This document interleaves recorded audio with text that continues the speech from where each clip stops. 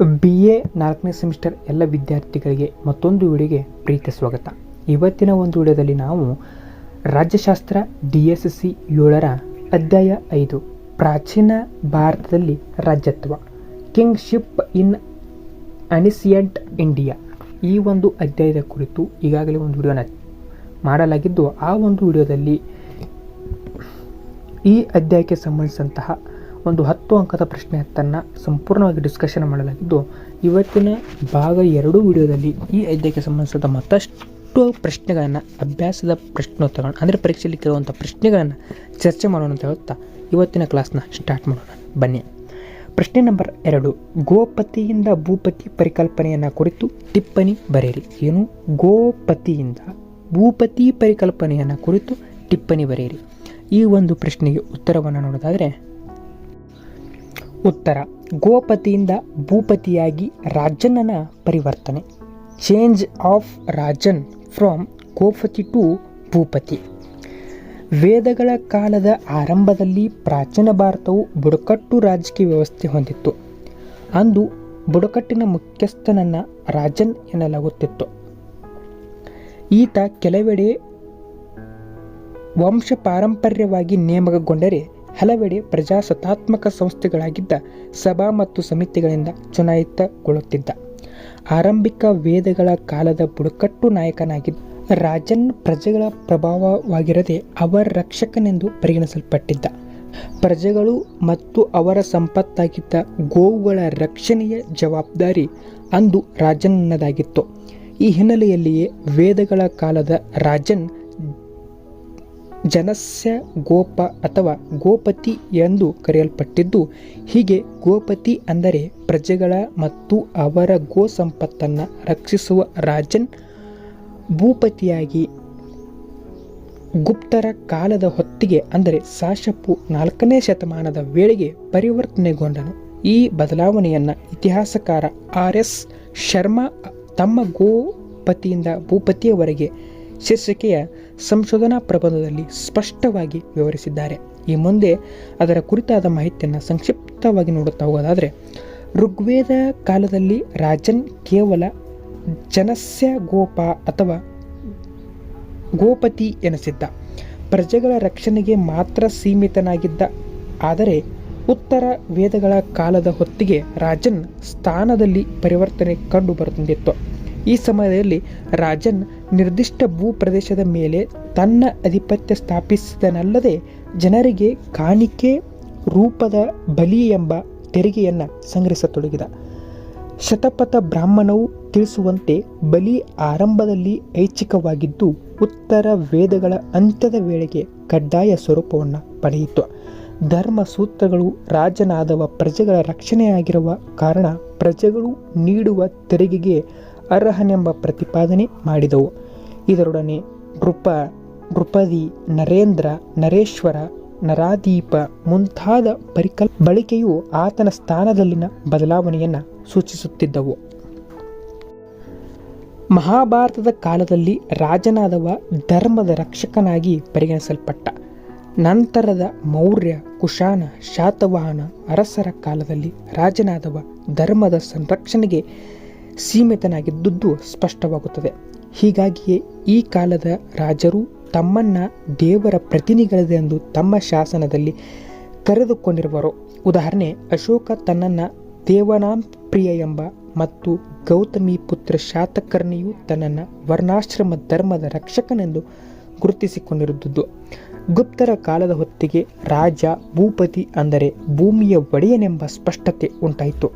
ಈ ನಡುವೆ ಮನು ತನ್ನ ಮನುಸ್ತುತಿಯಲ್ಲಿ ಭೂಮಿ ರಾಧಿಪ ಎನ್ನುವ ಮೂಲಕ ರಾಜ ಭೂಮಿಯ ಒಡೆಯನಾಗಿದ್ದ, ಜನರು ಆತನಿಗೆ ತೆರಿಗೆ ಸಲ್ಲಿಸಬೇಕೆಂಬ ವಿವರಣೆಯನ್ನು ನೀಡಿದ್ದ. ಅಂತೆಯೇ ಸಾಶಪು 6ನೇ ಶತಮಾನದಲ್ಲಿ ಕಾರ್ತ್ಯಾಯುನಿಯ ರಾಜನನ್ನು ಭೂಸ್ವಾಮಿ ಎನ್ನುವ ಮೂಲಕ ರಾಜನಿಗೆ ಔಪಚಾರಿಕವಾಗಿ ಭೂಮಿಯ ಒಡೆತನವನ್ನು ಒದಗಿಸಿ ಭೂಪತಿಯ ಸ್ಥಾನಕ್ಕೆ ಏರಿಸಿದರು. ಈ ಹಿಂದೆ ವಿವರಿಸಿದಂತೆ ಕಾಲಾನುಕ್ರಮದಲ್ಲಿ ರಾಜನ್ ಸ್ಥಾನವು ಪರಿವರ್ತನೆಗೊಳ್ಳುತ್ತಾ ಒಂದು ಗೋಪತಿಯಾಗಿದ್ದ ರಾಜನ್ ಭೂಪತಿಯಾಗಿ ಪರಿವರ್ತನೆಗೊಂಡ. ಈ ಪರಿವರ್ತನೆಗೆ ಪ್ರಾಚೀನ ಭಾರತದಲ್ಲಿ ಕಂಡುಬಂದಿರುವ ಕೃಷಿಯ ಬೆಳವಣಿಗೆ, ನಗರಗಳ ರಚನೆ, ವಿದೇಶಿ ಆಕ್ರಮಣಗಳು, ರಾಜನ ಕಾರ್ಯಭಾರದ ಹೆಚ್ಚಳಗಳು ಪ್ರಧಾನ ಕಾರಣವೆಂಬುದು ಸ್ಪಷ್ಟ ಎಂಬುದು ಉತ್ತರವಾಗಿದೆ. ಮುಂದುವರೆದು ಪ್ರಶ್ನೆ ನಂಬರ್ 3, ಪ್ರಾಚೀನ ಭಾರತದಲ್ಲಿನ ರಾಜ್ಯತ್ವದ ಸ್ವರೂಪವನ್ನು ಚರ್ಚಿಸಿರಿ. ಈ ಒಂದು ಪ್ರಶ್ನೆಗೆ ಉತ್ತರವನ್ನು ನೋಡೋದಾದರೆ, ಪ್ರಾಚೀನ ಭಾರತದಲ್ಲಿನ ರಾಜ್ಯತ್ವದ ಸ್ವರೂಪ, nature of kingship in ancient India. ರಾಜ್ಯವನ್ನು ಆಳುವವನು ರಾಜ ಅಥವಾ ಅರಸ. ಈ ಅರಸ ಅಥವಾ ರಾಜನ ಹುದ್ದೆಗೆ ಸಂಬಂಧಿಸಿರುವ ಪರಿಕಲ್ಪನೆಯೇ ಅರಸೊತ್ತಿಗೆ ಅಥವಾ ರಾಜತ್ವ. ರಾಜನಿಗೆ ಪ್ರಾಚೀನ ಭಾರತದಲ್ಲಿ ವಿಶಿಷ್ಟ ಸ್ಥಾನಮಾನವನ್ನು ಕಲ್ಪಿಸಲಾಗಿತ್ತು. ರಾಜ್ಯದ ಮುಖ್ಯಸ್ಥನಾಗಿದ್ದ ರಾಜ ಪ್ರಜೆಗಳ ರಕ್ಷಣೆಗೆ ಜವಾಬ್ದಾರಿ ಪಡೆದಿದ್ದನು. ಹೀಗೆ ರಾಜ್ಯದ ಕೇಂದ್ರ ಬಿಂದುವಾಗಿದ್ದ ರಾಜನ ಮಹತ್ವ ಕುರಿತಂತೆ ಭಿನ್ನ ಸಿದ್ಧಾಂತಗಳು ಅಂದು ಪ್ರತಿಪಾದಿಸಲ್ಪಟ್ಟಿದ್ದವು. ಫಲವಾಗಿ ರಾಜ್ಯತ್ವವು ಪ್ರಾಚೀನ ಭಾರತದ ರಾಜಕೀಯ ಚಿಂತನೆಯ ಪ್ರಧಾನ ಪರಿಕಲ್ಪನೆ ಎನಿಸಿಕೊಂಡಿತ್ತು. ಸಾಕಷ್ಟು ಐತಿಹಾಸ್ಯ ವೈವಿಧ್ಯಮಯ ವಿವರಣೆ ಹಾಗೂ ಭಿನ್ನತೆಗಳನ್ನು ಹೊಂದಿರುವ ಪ್ರಾಚೀನ ಭಾರತದಲ್ಲಿನ ರಾಜ್ಯತ್ವದ ಸ್ವರೂಪವನ್ನು ಈ ಮುಂದೆ ಅಂಶಗಳ ನೆರವಿನಿಂದ ಸ್ಪಷ್ಟವಾಗಿ ಮನವರಿಕೆ ಮಾಡಿಕೊಳ್ಳಬಹುದಾಗಿದೆ. ಇನ್ನು ಮೊದಲನೆಯದಾಗಿ ಬರುವುದೇ ದೈವಿಕ ಸೃಷ್ಟಿ. ಪ್ರಾಚೀನ ಭಾರತದ ರಾಜ್ಯತ್ವವು ದೈವಿಕ ಸಂಕಲ್ಪದಿಂದ ಅಸ್ತಿತ್ವಕ್ಕೆ ಬಂದಿರುವುದು ಎಂಬುದು ಕೆಲವರು ಪ್ರತಿಪಾದಿಸುತ್ತಾರೆ. ಮನು ಹೇಳುವಂತೆ ರಾಜ್ಯತ್ವವು ರಾಜನಿಗೆ ದೈವಿಕ ಕೃಪೆಯಿಂದ ದೊರೆತದ್ದು. ಆತನ ಅಭಿಪ್ರಾಯದಲ್ಲಿ ರಾಜನ ಹುಟ್ಟಿಗೆ ದೇವರ ಸಂಕಲ್ಪವೇ ಪ್ರಧಾನ ಕಾರಣ. ಮನುವಿನ ಈ ವಿವರಣೆಗೆ ಪೂರಕವಾದ ಹಲವು ಕಥೆಗಳು ರಾಜ್ಯ ಅಥವಾ ರಾಜ್ಯತ್ವದ ಉಗಮವನ್ನು ಕುರಿತಂತೆ ಭಾರತದಲ್ಲಿ ಅಸ್ತಿತ್ವದಲ್ಲಿದ್ದೆ. ಹೀಗಾಗಿ ಪ್ರಾಚೀನ ಭಾರತದಲ್ಲಿದ್ದ ರಾಜ್ಯತ್ವದ ದೈವಿಕ ಸೃಷ್ಟಿ ಎಂಬುದು ಅವರ ಸ್ವರೂಪವನ್ನು ಸೂಚಿಸುತ್ತದೆ. ಎರಡನೇದು ಗೌರವದ ಪ್ರತೀಕ. ಪ್ರಾಚೀನ ಭಾರತದಲ್ಲಿ ರಾಜ್ಯತ್ವವು ಗೌರವದ ಸಂಕೇತವಾಗಿತ್ತು. ರಾಜ್ಯತ್ವವು ರಾಜ್ಯದ ಅತ್ಯುನ್ನತ ಹುದ್ದೆಯಾಗಿತ್ತು. ಪ್ರಜೆಗಳ ಕಲ್ಯಾಣಕ್ಕೆ ಶ್ರಮಿಸಲು ಯಾವುದೇ ನಿರ್ಧಾರ ಕೈಗೊಳ್ಳುವ ಅಧಿಕಾರವನ್ನು ರಾಜ್ಯತ್ವ ಒಳಗೊಂಡಿತ್ತು. ರಾಜ್ಯತ್ವವು ವಿವಿಧ ಆದೇಶಗಳ ಮೂಲಕ ಸರ್ವರ ವಿಧೇಯತೆಯನ್ನು ಗಳಿಸುವ ಸಾಧನವಾಗಿತ್ತು. ಮುಂದುವರೆದು ದುಷ್ಟರನ್ನು ಶಿಕ್ಷಿಸಲು ಮತ್ತು ತೆರಿಗೆ ವಿಧಿಸಿ ಸಂಗ್ರಹಿಸುವ ಅವಕಾಶವನ್ನು ಪಡೆದಿತ್ತು. ಹೀಗೆ ಪ್ರಾಚೀನ ಭಾರತದಲ್ಲಿನ ರಾಜ್ಯತ್ವವು ಗೌರವದ ಸಂಕೇತವೆನಿಸಿತ್ತು. 3. ಧಾರ್ಮಿಕ ಪ್ರಭಾವ. ಪ್ರಾಚೀನ ಭಾರತದಲ್ಲಿ ರಾಜ್ಯದಷ್ಟೇ ಧಾರ್ಮಿಕ ಮಹತ್ವ ನೀಡಲಾಗಿತ್ತು. ಧಾರ್ಮಿಕ ತಳಹದಿಯುಳ್ಳ ಕರ್ತವ್ಯಗಳನ್ನು ಅಂದು ರಾಜ್ಯತ್ವವು ಪಾಲಿಸಬೇಕಿತ್ತು. ಜೊತೆಗೆ ಧರ್ಮವನ್ನು ರಾಜನಾದವ ರಕ್ಷಿಸಿದರೆ ರಾಜನನ್ನು ಧರ್ಮ ರಕ್ಷಿಸುತ್ತದೆ ಎಂಬ ನಂಬಿಕೆ ಅಸ್ತಿತ್ವದಲ್ಲಿತ್ತು. ಫಲವಾಗಿ ಪ್ರಾಚೀನ ಭಾರತದಲ್ಲಿ ರಾಜ್ಯತ್ವವು ರಾಜ್ಯ ಧರ್ಮದ ಸಾಧನವೆನಿಸಿತ್ತು. 4. ಪ್ರಜಾಸತ್ತಾತ್ಮಕ ನಿಯಂತ್ರಣ. ಪ್ರಾಚೀನ ಭಾರತದಲ್ಲಿನ ರಾಜ್ಯತ್ವದ ಮೇಲೆ ಸಭಾ ಮತ್ತು ಸಮಿತಿ ಎಂಬ ಪ್ರಜಾಸತ್ತಾತ್ಮಕ ರಾಜಕೀಯ ಸಂಸ್ಥೆಗಳು ನಿಯಂತ್ರಣ ಹೊಂದಿದ್ದವು. ಜೊತೆಗೆ ರಾಜನಾದವನು ಪ್ರಜೆಗಳ ಹಿತದಲ್ಲಿ ತಮ್ಮ ಹಿತವನ್ನು ಕಾಣಬೇಕಿತ್ತು. ನಿರಂಕುಶವಾಗಿ ವರ್ತಿಸುವ ರಾಜನನ್ನು ಬದಲಿಸುವ ಮೂಲಕ ಪ್ರಜೆಗಳು ರಾಜ್ಯತ್ವದ ಮೇಲೆ ನಿಯಂತ್ರಣ ಹೊಂದಿದ್ದರು. ಈ ಹಿನ್ನೆಲೆಯಲ್ಲಿ ಪ್ರಾಚೀನ ಭಾರತದ ರಾಜ್ಯತ್ವವು ಪ್ರಜಾಸತ್ತಾತ್ಮಕ ನಿಯಂತ್ರಣದ ಸ್ವರೂಪವನ್ನು ಮೈಗೂಡಿಸಿಕೊಂಡಿದ್ದುದು ಸ್ಪಷ್ಟವಾಗುತ್ತದೆ. 5. ಪರಿವರ್ತನೆಗೆ ಆಸ್ಪದ. ಪ್ರಾಚೀನ ಭಾರತದ ರಾಜ್ಯತ್ವದ ಪರಿಕಲ್ಪನೆಯು ಸ್ಥಿರವಾಗಿರದೆ ಬದಲಾವಣೆಗೊಳ್ಳಲಾಗುತ್ತಾ ಬಂದಿದೆ. ಆರಂಭದಲ್ಲಿ ಪ್ರಜೆಗಳ ರಕ್ಷಣೆ ಪಾತ್ರವನ್ನು ನಿರ್ವಹಿಸುತ್ತಿದ್ದ ಗೋಪತಿಯು ಸ್ಥಾನದಿಂದ ಭೂಪತಿಯ ಸ್ಥಾನಕ್ಕೆ ರಾಜ್ಯತ್ವ ಪರಿವರ್ತನೆಗೊಂಡಿದೆ. ಆರಂಭಿಕ ವೇದಗಳ ಕಾಲದ ರಾಜ್ಯತ್ವವು ಕಾಲಾನುಕ್ರಮದಲ್ಲಿ, ಅಂದರೆ ಮಹಾಕಾವ್ಯಗಳು, ಸಾಮ್ರಾಜ್ಯಗಳ ಹಾಗೂ ಆಕ್ರಮಣಕಾರರ ಸಮಯದಲ್ಲಿ ರಾಜ್ಯತ್ವ ಪರಿವರ್ತನೆಗೊಳ್ಳುತ್ತಾ ಪ್ರಬಲ ಸಂಸ್ಥೆಯಾಗಿ ಬದಲಾವಣೆಗೊಂಡಿದೆ. ಇನ್ನು 6ನೇದಾಗಿ ಸಾಂಪ್ರದಾಯಿಕ ಚೌಕಟ್ಟು.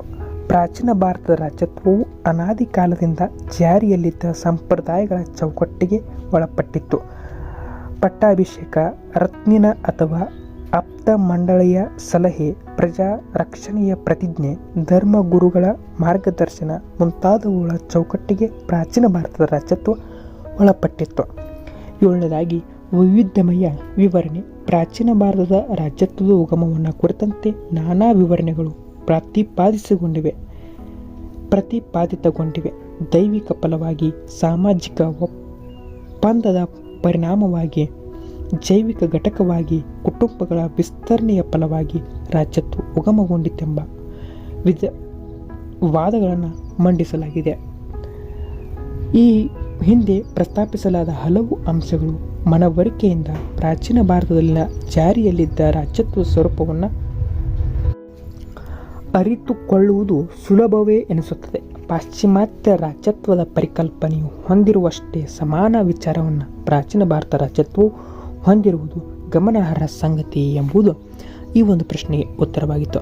ಇಷ್ಟು ಈ ಒಂದು ಕ್ಲಾಸ್ನಲ್ಲಿ ಈ ಅಧ್ಯಾಯಕ್ಕೆ ಸಂಬಂಧಿಸಿದಂತಹ ಒಟ್ಟು 2 ಪ್ರಶ್ನೆಗಳನ್ನು ಪರೀಕ್ಷೆ ಲಿಖಿರುವಂಥ ನಿಟ್ಟಿನಲ್ಲಿ ಡಿಸ್ಕಷನ್ ಮಾಡಲಾಗಿದೆ ಅಂತ ಹೇಳುತ್ತಾ ಈ ಒಂದು ವಿಡಿಯೋಗೆ ವಿರಾಮವನ್ನು ಕೊಡ್ತಿದ್ದೀನಿ. ಇದೇ ರೀತಿಯ ಎಲ್ಲ ಅಧ್ಯಾಯಗಳ ಅಭ್ಯಾಸ ಪ್ರಶ್ನೋತ್ತರಗಳು ತಪ್ಪದೆ ಚಾನಲಲ್ಲಿ ಸಿಗುತ್ತೆ ಅಂತ ಹೇಳುತ್ತಾ ಇವತ್ತಿನ ಒಂದು ವಿಡಿಯೋಗೆ ವಿರಾಮವನ್ನು ಕೊಡ್ತಿದ್ದೀನಿ. ಎಲ್ಲರಿಗೂ ನಮಸ್ಕಾರ. ಜೈ ಹಿಂದ್, ಜೈ ಕರ್ನಾಟಕ ಮಾತೆ.